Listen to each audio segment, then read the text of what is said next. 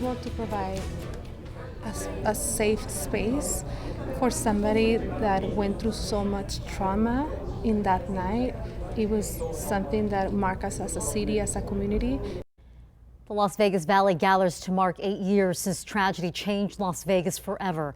In October 2017, a gunman opened fire on the Route 91 Harvest Festival outside Mandalay Bay, a shooting that remains the deadliest mass shooting in American history.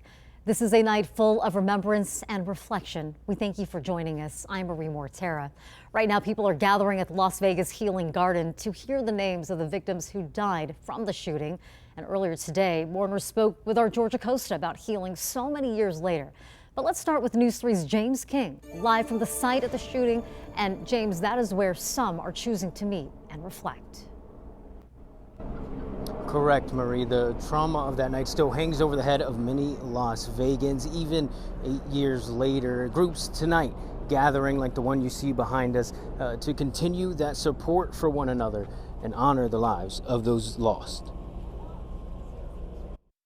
58 lives were lost 8 years ago, the deadliest mass shooting in our country's history. So many emotions, and even after many years, sometimes we don't know how to deal with those emotions. At the Dolores Huerta Resource Center, a commemoration of the lives of the Latino victims from the Route 91 tragedy held entirely in Spanish. There was a lot of survivors as well as fatal victims that night that their primary language is Spanish, and to have a safe space for them, to have a place to feel another peer going through the same. This center is really in the heart of our city, and we know that there's a lot of Spanish-speaking families that live around here that might not have access to this type of support. And Fuente de Vida, the host of the event, providing mental health services for those still struggling with their loss and for survivors of the attack still working through their trauma. As community, when you're going through a traumatic event, you could be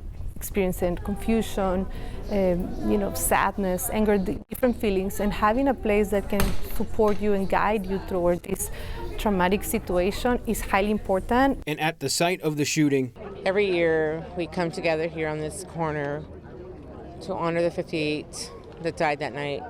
The community gathering, carrying the faces of all 58 victims and leaning on one another for support. I want them to remember that I never forget.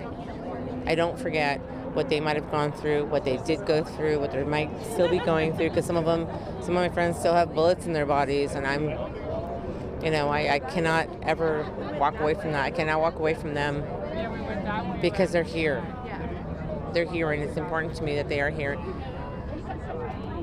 So that's why I do this. I do this for them, I do this for me, I do this for him, for all of them. Now at the Dolores Huerta Resource Center, there are entirely free services for families to come and speak with someone about their struggles.